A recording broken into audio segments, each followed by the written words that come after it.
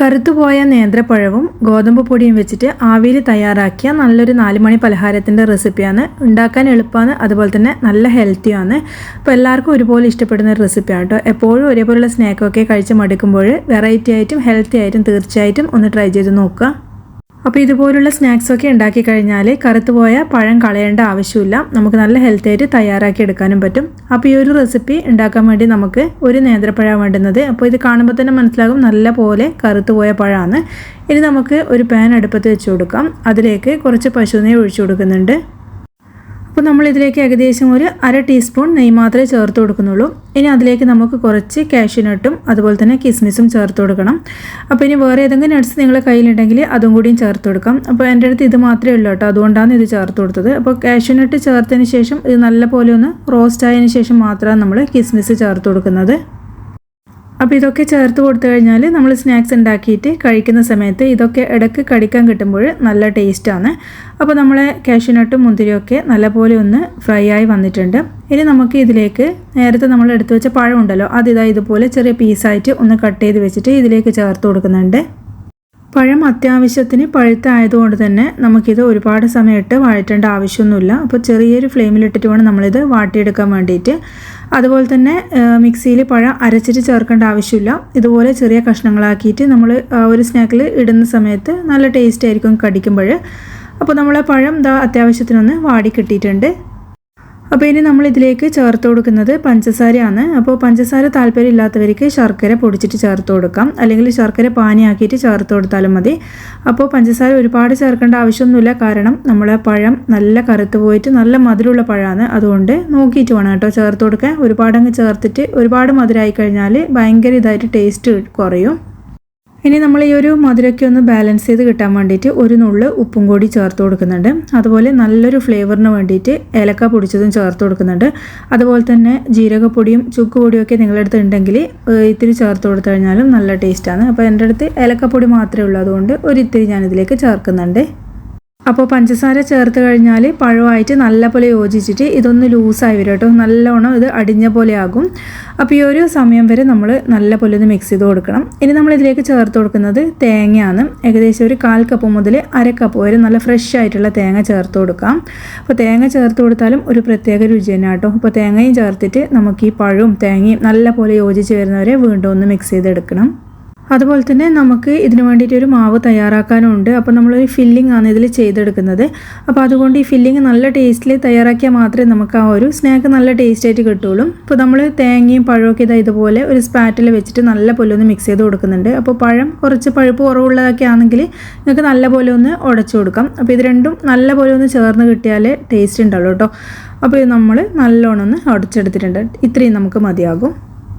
ഇനി ഫ്ലെയിം ഓഫാക്കിയതിന് ശേഷം നമുക്ക് വേറൊരു പാത്രത്തിലേക്ക് മാറ്റി വെക്കാം. അപ്പോൾ നമുക്ക് ഇതിന് വേണ്ടിയിട്ട് വേറൊരു മാവ് തയ്യാറാക്കാനുണ്ട്. അപ്പോൾ അതിന് വേണ്ടിയിട്ട് ഞാൻ എടുക്കുന്നത് ഗോതമ്പ് പൊടിയാണ്. അപ്പോൾ മൈദപ്പൊടി വെച്ചിട്ടും നിങ്ങൾക്കിത് ചെയ്തെടുക്കാം, പക്ഷേങ്കിൽ നല്ല ഹെൽത്തി ആയിട്ട് തയ്യാറാക്കുന്നതാണെങ്കിൽ ഗോതമ്പ് പൊടി എടുക്കുന്നതായിരിക്കും നല്ലത്. അതുപോലെ തന്നെ ഇതിലേക്ക് ആവശ്യത്തിനുള്ള ഉപ്പ് ചേർത്ത് കൊടുക്കുന്നുണ്ട്. അപ്പോൾ ഗോതമ്പ് പൊടി നിങ്ങൾക്ക് അളവിനനുസരിച്ച് ചേർത്ത് കൊടുക്കാം കേട്ടോ. എത്രത്തോളം ആളുണ്ടോ അതനുസരിച്ച് നിങ്ങൾക്ക് പൊടീൻ്റെ അളവൊക്കെ എടുക്കാം. ഇനി ഇതിലേക്ക് നമ്മൾ സാധാരണ വെള്ളം തന്നെ കേട്ടോ, പച്ചവെള്ളമാണ് ചേർത്ത് കൊടുക്കുന്നത്. അപ്പോൾ കുറച്ച് ചൂടുവെള്ളം ചേർത്ത് കൊടുക്കണം എന്നുണ്ടെങ്കിൽ അങ്ങനെ ചേർത്ത് കൊടുക്കാം. അപ്പോൾ നമ്മൾ സ്നാക്ക് നല്ല സോഫ്റ്റ് ആകും. അപ്പോൾ നമ്മളിത് സാധാരണ ചപ്പാത്തിക്കൊക്കെ കുഴച്ചെടുക്കുന്ന പോലെ തന്നെ നല്ല സോഫ്റ്റ് ആയിട്ട് തന്നെയാണ് കുഴച്ചെടുത്തിരിക്കുന്നത്. അപ്പോൾ ഇത് കാണുമ്പോൾ നിങ്ങൾക്ക് മനസ്സിലാകും, തൊടുമ്പോൾ ഇതുപോലെ തന്നെ നല്ല സോഫ്റ്റ് ആയിട്ട് ഇങ്ങനെ കുഴിഞ്ഞു പോകും. ഇനി നമുക്ക് ഒരു ചപ്പാത്തി പലകയിലേക്ക് ഇത് പൊടി വിതറിയതിന് ശേഷം ഈ നമ്മൾ കുഴച്ച് വെച്ച ഡോ ഇതിൻ്റെ മേലേക്ക് വെച്ചിട്ട് പരത്തി കൊടുക്കാം. അപ്പോൾ ഈ ഒരൊറ്റ ഡോ മാത്രമേ ഉള്ളൂ കേട്ടോ, നമ്മൾ ആ ഒരു ഒറ്റ മാത്രമേ ഉണ്ടാക്കുന്നുള്ളൂ. അത് വെച്ചിട്ട് 2-3 എണ്ണം ഒന്നും ഉണ്ടാക്കുന്നില്ല. അപ്പോൾ ഈ ഒന്ന് വെച്ചിട്ട് തന്നെ നമുക്ക് ഒരു 2 പേർക്ക് കഴിക്കാനുള്ള അളവിൽ നന്നായിട്ട് കഴിക്കാൻ പറ്റും കേട്ടോ.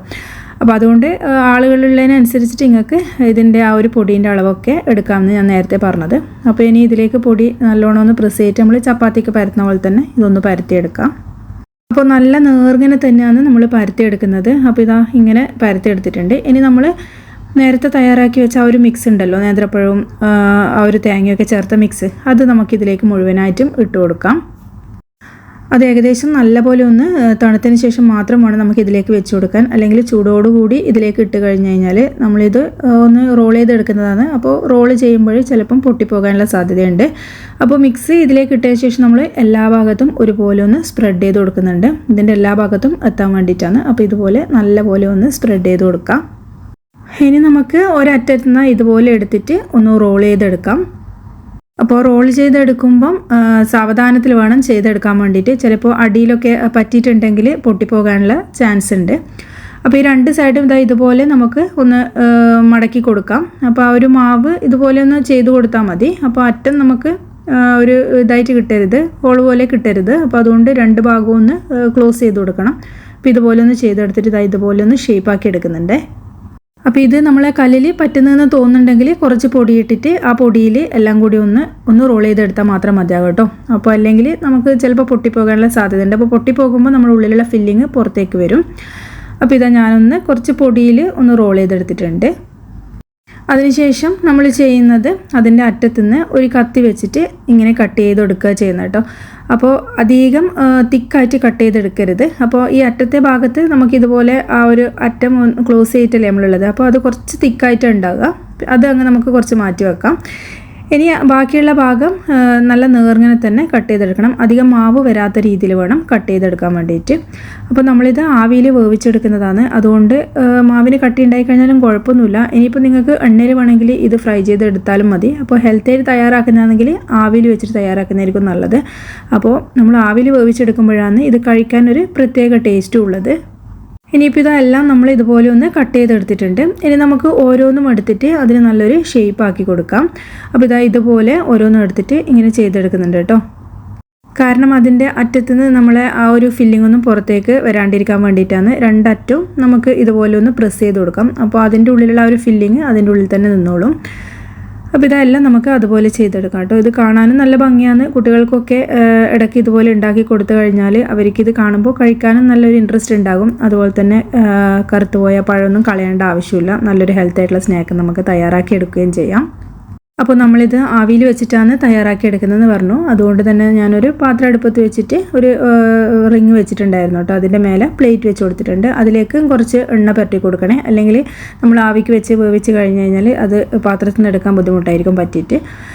ഇനിയിപ്പോൾ നമ്മളിതെല്ലാം ഇതിൻ്റെ ഉള്ളിലേക്ക് വെച്ച് കൊടുത്തിട്ടുണ്ട്. ഇനി ഒരു ലോ ടു മീഡിയം ഫ്ലെയിമിൽ വെച്ചിട്ട് നമുക്കൊരു 20 മിനിറ്റ് ആവി കയറ്റി എടുക്കാം.